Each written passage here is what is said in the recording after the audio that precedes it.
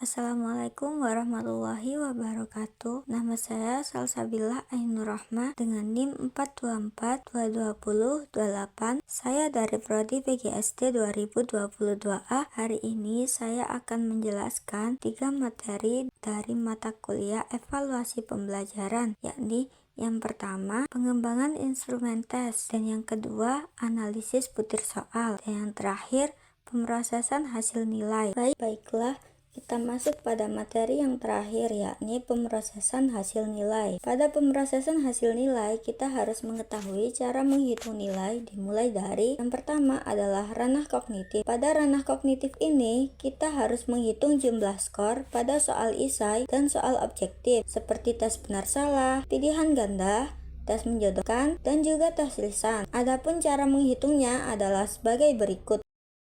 Baik, untuk materi yang terakhir ada pemrosesan hasil nilai. A. Ranah kognitif. Yang pertama, menentukan skor pada soal esai. Di sini ada tabel yang berisi nomor soal, nilai, bobot, dan total nilai. Untuk jumlah nilai ini adalah sebelum diberi bobot, dan untuk total nilai yang di sini adalah setelah diberi bobot. Di sini ada keterangan. Rumus nilai rata-rata sebelum diberi bobot adalah rata-rata sama dengan jumlah nilai dibagi jumlah soal, sama dengan jumlah nilai adalah 50 dibagi jumlah soal, yakni ada 10. 50 dibagi 10 sama dengan 5. 5 adalah nilai rata-rata sebelum diberi bobot. Selanjutnya, rumus nilai rata-rata setelah diberi bobot, yakni rata-rata sama dengan jumlah total nilai dibagi dengan jumlah nilai. Jumlah total nilai yakni 146 dibagi jumlah nilai yakni 50. 146 dibagi 50 hasilnya adalah 2,92. 2,92 ini merupakan rata-rata telah diberi bobot. Nah, yang kedua adalah tentukan skor pada soal objektif. Yang pertama ada tes benar salah. Dalam menentukan skor untuk tes benar salah dapat dibagi menjadi dua cara. Yang pertama dengan denda. Rumus dengan denda adalah S sama dengan R dikurangi W, yang mana S merupakan skor yang diperoleh, R adalah jawaban benar, dan W adalah jawaban salah. Contoh soal, jumlah soal ada 10 nomor. Siswa A dapat menjawab benar pada 8 nomor dan salah pada 2 nomor. Maka, berapa skor untuk siswa A? S sama dengan 8 dikurangi 2 sama dengan 6. Jadi, total skor untuk siswa A adalah 6. Yang kedua adalah tanpa denda. S sama dengan R. Yang dihitung hanya skor benar. Yang berarti, jika menggunakan rumus tanpa denda, maka skor untuk siswa A adalah 8. Selanjutnya ada tes pilihan ganda. Dalam mencari skor untuk tes pilihan ganda juga menggunakan dua cara. Yang pertama dengan denda dan yang kedua tanpa denda. Untuk rumus dengan denda yakni S sama dengan R dikurangi W dibagi 0 dikurangi 1. Contoh soal. Siswa A menjawab benar 8 soal dari 10 soal dengan menggunakan option 4 pilihan. S sama dengan 8 dikurangi 2 dibagi 4 dikurangi 1 sama dengan 6,5. Jadi, skor yang diperoleh oleh siswa A adalah 6,5. Selanjutnya adalah tanpa denda. Cara mencari skor dengan menggunakan tanpa denda hanya dihitung dari skor benarnya saja. Jadi, siswa A mendapatkan skor 8 jika menggunakan rumus tanpa denda. Untuk tes menjodohkan dan tes lisan, keduanya menggunakan rumus tanpa denda. Jadi, yang dihitung hanya skor benar saja. Yang kedua adalah ranah psikomotorik, di mana yang kita nilai adalah kemampuan siswa. Cara menghitung nilai adalah sebagai berikut. Selanjutnya ada ranah psikomotorik. Sini ada contoh dari MI Darun Najah kelas 2 semester 1 untuk mata pelajaran Al-Quran Hadis. Pada ranah psikomotorik ini, yang dinilai itu hanya kemampuan siswa. Di sini aspek yang dinilai ada A. Kemampuan membaca, B. Kefasihan membaca, C. Kemampuan mengingat, dan D. Kefasihan mengingat. Untuk pedoman penskorannya, sangat baik diberi skor 5, baik diberi skor 4, cukup diberi skor 3, kurang diberi skor 2, dan sangat kurang diberi skor 1. Sesuai pada tabel di bawah ini, sudah ada aspek yang dinilai sesuai dengan pedoman penskoran. Total skor adalah hasil dari seluruh aspek yang telah dinilai sesuai dengan pedoman penskoran. Yang ketiga adalah ranah sikap, di mana yang kita nilai tentu saja sikap siswa yang sesuai dengan indikator yang ditetapkan. Cara menilainya adalah sebagai berikut. Selanjutnya adalah ranah sikap. Di sini sudah jelas ya, bahwa yang dinilai adalah sikap dari siswa. Adapun pedoman penskoran yakni untuk nilai 1,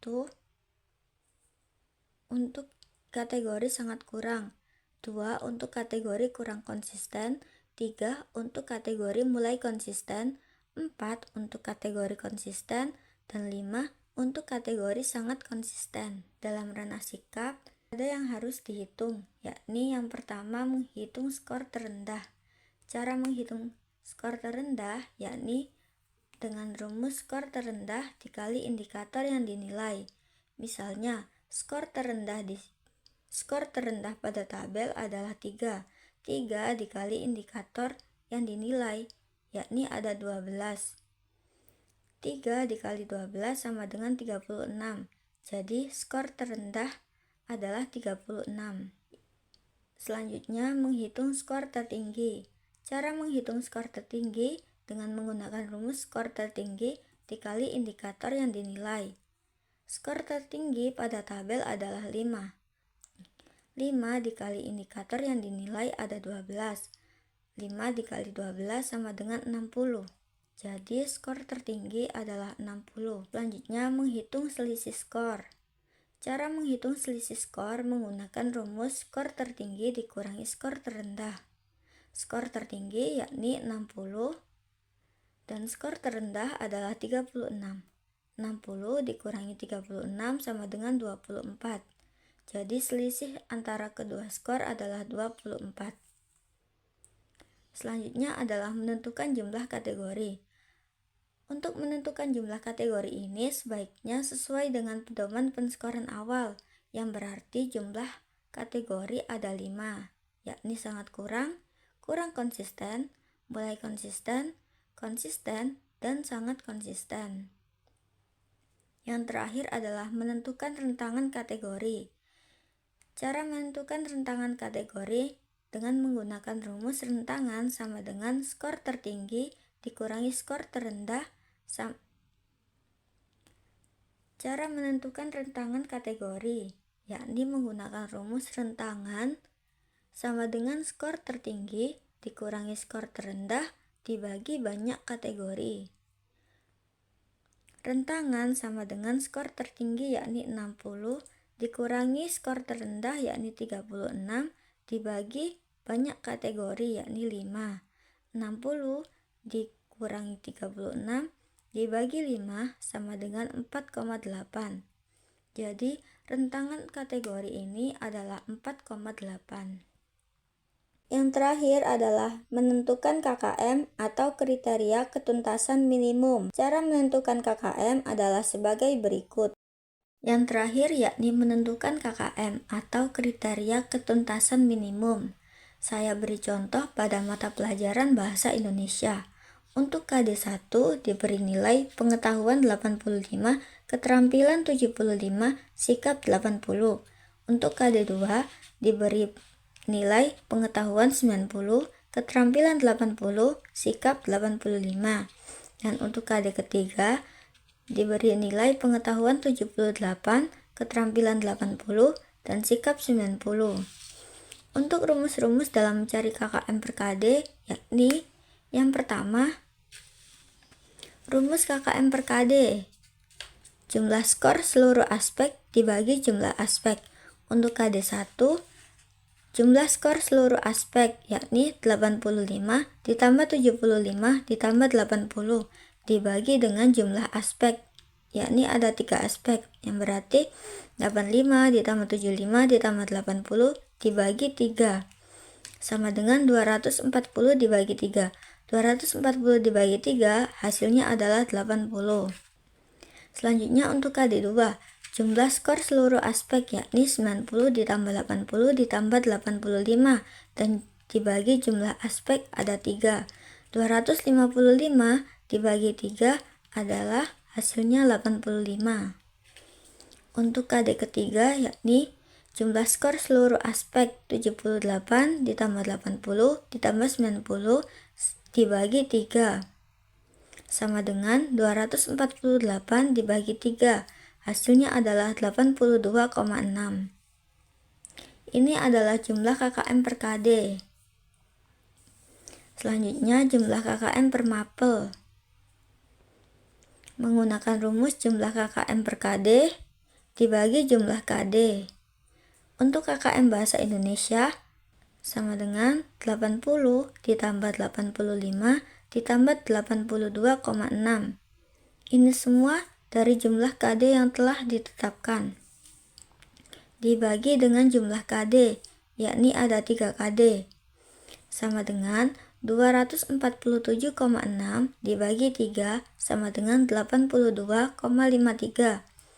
Jadi KKM per mapel adalah 82,53 atau dapat dilakukan pembulatan menjadi 83. Sekian dari saya. Wassalamualaikum warahmatullahi wabarakatuh.